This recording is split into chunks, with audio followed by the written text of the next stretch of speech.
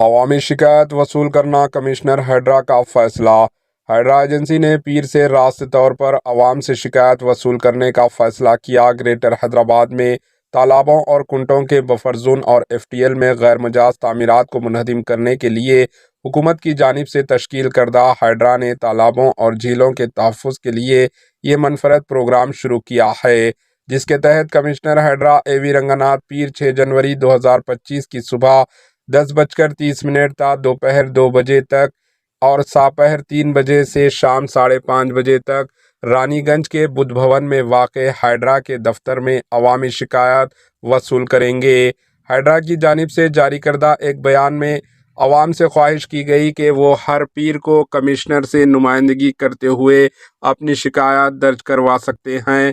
شکایت کنندگان کو مشورہ دیا گیا کہ وہ تمام ثبوت اور تفصیلات کے ساتھ دفتر پہنچ کر ہیڈرا کے کمشنر کو تحریری شکایت پیش کریں۔ Bureau report, AHN news.